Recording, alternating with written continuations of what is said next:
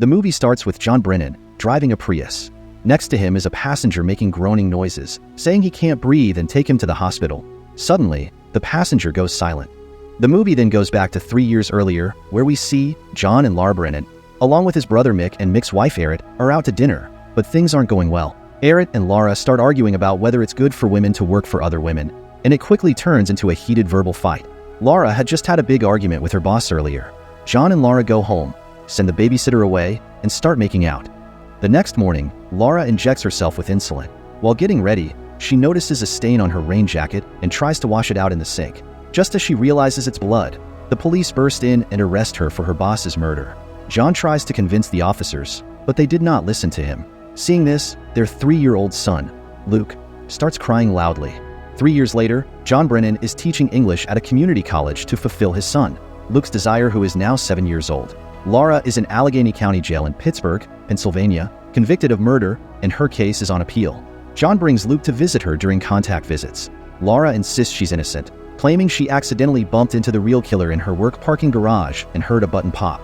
The next day, John visits Lara's lawyer, who tells him that all hopes are lost and they must accept the evidence and let her stay in the jail. Hearing this, John becomes angry and fires him.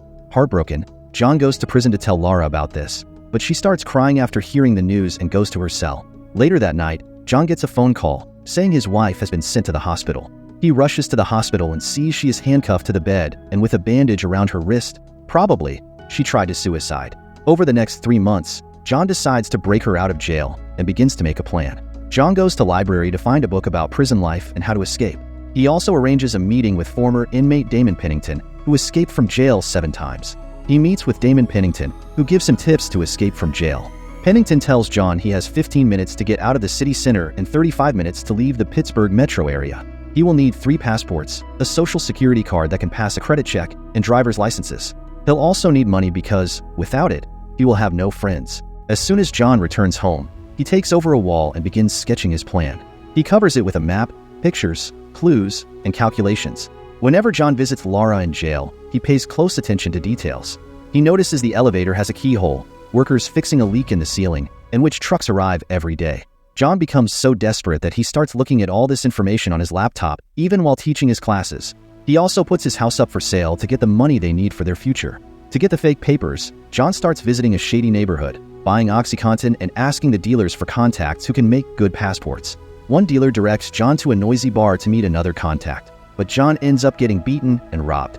All of this is observed by Mike, a mysterious guy sitting at the bar. A few days later, John returns to the shady neighborhood, only to find himself followed by 2 bikers. When he gets home, the doorbell rings and Mike, the mysterious guy from the bar, is there. Mike offers his services, and John gives him some photographs and money in advance, asking him not to return to his house as he will pick up it at another location. Mike agrees and reminds John that if he doesn't arrive on time, John should flee. John's next move is to buy a gun and learns how to use it. On Wednesday, he goes to the meeting spot where Mike agreed to meet and waits, even though it's getting late. When a car parks and leaves, Mike finally shows up, scolding John for waiting too long because the car was a cop's. Mike gives John the fake papers and warns him that his desperation could lead to mistakes. Next, John learns how to make a bump key, which can open any door, from an online tutorial. He decides to test it during his next visit to Laura. At the metal detector, he puts the bump key with his regular keys in the bowl. After passing the detector, he quickly grabs the bowl to hide the key in his hand before the guard notices. As visitors walk through the hallway, John stays at the back of the line. When he reaches the elevator, he tries to use the bump key, but it breaks and half of it gets stuck in the hole. He throws away the piece in his hand and pretends nothing happened. A cop finds the broken key and questions everyone. The officer gets suspicious of John because he says he's behind everyone in the camera footage, even though his face isn't visible. With no proof, the cop lets John go. As soon as he steps outside, John throws up. Detective Quinnen sees this and becomes suspicious too. Without knowing he's being watched, John starts selling his furniture and ignores his brother's visits. One afternoon, John takes Luke to the park, where they receive an invitation to his friend Carrie's birthday party in a few days. Later, John returns to his investigation. He notices a new vehicle stopping by the prison and realizes the key to his plan: the medical vans. John researches Lara's type of diabetes, follows the van to learn its schedule, and finds an online tutorial on how to unlock a car with a tennis ball. The next day, he uses the tennis ball method to break into the medical van and takes a picture of Lara's test results. He later edits the photo on his computer to make it look like she is sicker than she actually is. The next time he visits Laura, she brings terrible news. In 3 days, she'll be transferred to a high-security facility. John now has to change his whole plan to fit into a very tight schedule. The biggest problem is money, as he hasn't sold his house yet. In a desperate move, he takes his gun and heads to a bank with the intention of robbing it. However, when the moment comes, he can't go through with it. Later, he meets Laura again to tell her he is trying to fight against her transfer and admits he hasn't been spending enough time with Luke. Laura gets upset because John refuses to face the truth and clings to a false hope for her. To make him give up, she reveals that she did kill her coworker before leaving. Still, John doesn't believe her and asks to see her again, promising to help her. Determined to find the money he needs, John returns to a dangerous area at night and follows a dealer to the home of his supplier, Alex. When the door opens, he seizes the dealer and shoves him inside, which leads to the guard dog biting his leg. With his gun drawn, John intimidates everyone and orders Alex to secure the dog and his partner before demanding money. The men only hand over what they have on them. Alex doubts John's willingness to kill since he hesitated to shoot the dog, prompting John to demonstrate his resolve by igniting a fire with a whiskey bottle. Fearing for his child at home, Alex rushes upstairs, and John follows closely, using the dealer as a shield. This tactic proves wise as Alex retrieves his own gun. The dealer ends up taking a bullet meant for John, and when Alex aims for John next, John successfully shoots him first.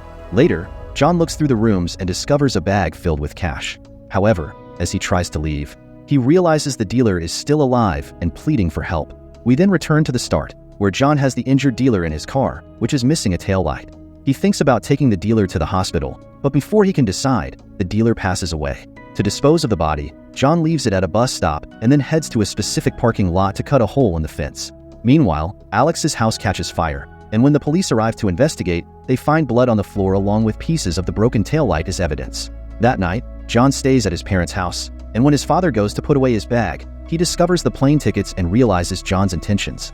The next morning, John prepares to leave with his son and his father hugs him, offering a sincere farewell. After gathering his things and disposing of all the planning documents in 2 trash bags, he visits the medical center to cut all their phone lines.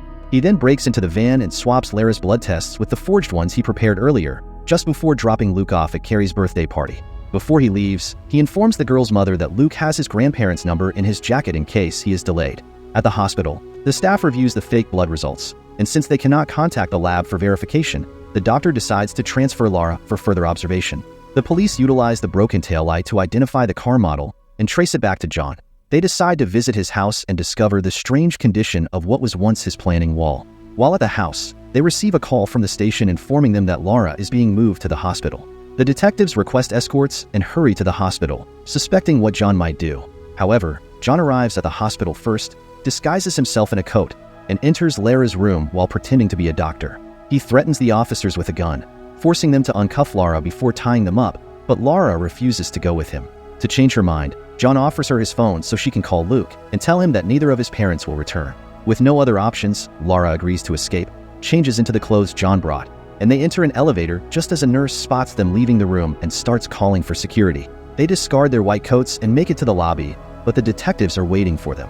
In a panic, John presses another button to go to a different floor. When they arrive, instead of exiting, John drops their coats near the stairs and gets back into the elevator. The police believe the couple took the stairs to the parking lot and ran away, but in reality, they returned to the lobby and exited through the front door. Once outside, John flips his jacket inside out so they can blend in with a group of Pittsburgh Penguins fans heading to the station. They manage to board the subway just before the detectives arrive, but John knows the cops will be waiting at the next stop, so he abruptly pulls the emergency brake. He and Lara exit the train, which is halted right next to the parking lot John visited recently. They sneak through a hole in the fence and get into the car John had hidden there. They successfully cross the first bridge, but when John goes to pick up Luke, he realizes he made a mistake. The party is at the zoo, and they haven't returned yet. While the police search John's neighborhood and discover a trash bag with his plans, John drives toward the zoo but decides to change direction at the last moment. He worries they won't be able to pick him up before the roads are closed, so he thinks it might be best to leave Luke with his grandparents and come back for him later. Lara despises this idea and opens the car door, sticking her head out in protest, unwilling to leave without their child. After nearly colliding with a truck, John halts the car and reconnects with Lara, agreeing to pick up their son. They head to the zoo, and after picking up Luke, they must figure out how to get past the checkpoint without being detected. Fortunately, John has a clever idea. He stops at the train station and gives a ride to an elderly couple. The guards at the checkpoint are currently only looking for a young couple with a child, allowing them to pass through without any issues. After dropping off the elderly couple in town, They make their way to a Canadian airport and go through passport control just before their faces appear on the wanted list. Thanks to a shift change, the new guard is unaware of their presence. Meanwhile, the police piece together clues from John's trash and discover a photo of Haiti, prompting them to dispatch a team to halt all flights to that destination, but their efforts are in vain. Quentin realizes that they only discovered half of the plan because John intentionally left behind a bag with a fake clue to mislead them. Meanwhile, the family boards a plane to Venezuela without any issues. A few days later, John and Laura are enjoying their life in Caracas with Luke. Detective Quentin revisits the crime scene with a fresh perspective, considering that it had been raining the night of the murder, which everyone overlooked. Laura claimed she found the murder weapon, a fire extinguisher, on the floor and moved it to clear the way, which is how blood got on her jacket. She never actually saw the body, but as she was leaving, she accidentally bumped into the killer and lost a button from her jacket, which was never found as evidence. However, if it rained that day, the water might have washed the button down the drain. Quentin investigates the drain and doesn't see it, but the button is just out of his reach, proving that Laura has been innocent all along. In this way, movie ends here. Thanks for watching. Like and subscribe for more interesting movie recaps.